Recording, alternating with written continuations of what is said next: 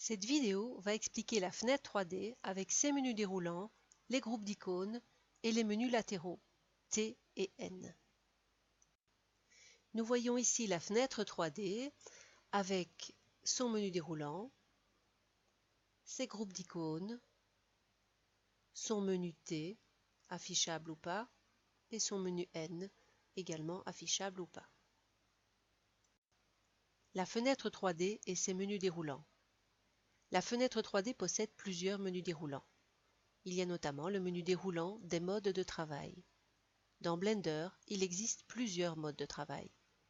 L'Object Mode, l'Edit Mode, le Sculpt Mode, le Vertex Mode, le Weight Mode et le Texture Paint. Ces modes sont accessibles en fonction de la sélection en cours et sont situés sur le dessus de la fenêtre 3D. Il y a aussi le menu déroulant général, View, Select, Add, Object. C'est un menu déroulant qui est contextuel, donc en rapport avec le mode de travail actif. Ainsi, voici les différents menus déroulants en fonction du mode actif. La fenêtre 3D et les groupes d'icônes. La fenêtre 3D possède plusieurs groupes d'icônes rassemblés par type.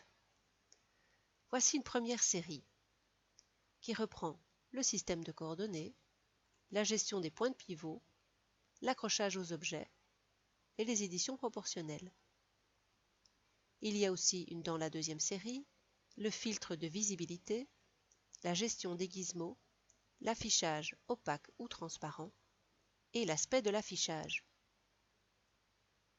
Dans le mode Edit, ce groupe d'icônes est annoté. Il permet de choisir le type de sous-objet que l'on veut sélectionner et éditer. La fenêtre 3D et les icônes de gestion de vue. Cette série d'icônes gère les vues à l'écran.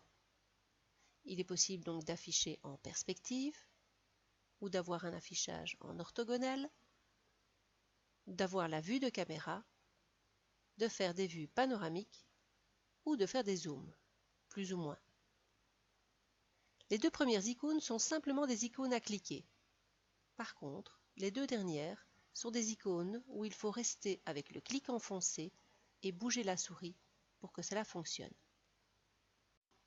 Notez que le nom de la vue et le mode perspective ou ortho sont repris en haut à gauche dans la vue 3D.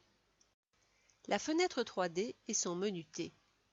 Deux menus latéraux à gauche et à droite sont respectivement affichés ou désaffichés à l'aide des touches T et N du clavier.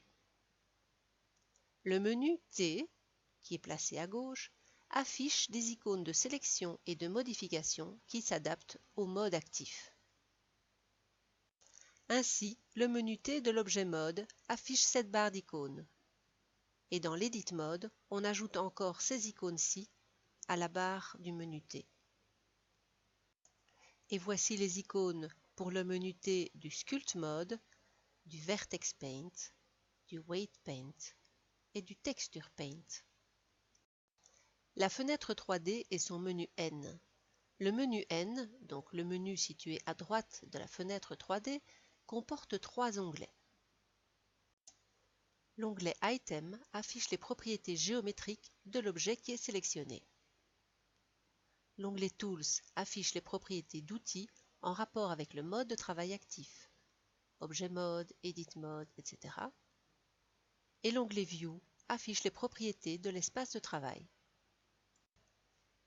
Je vous remercie pour l'attention que vous avez accordée à cette vidéo.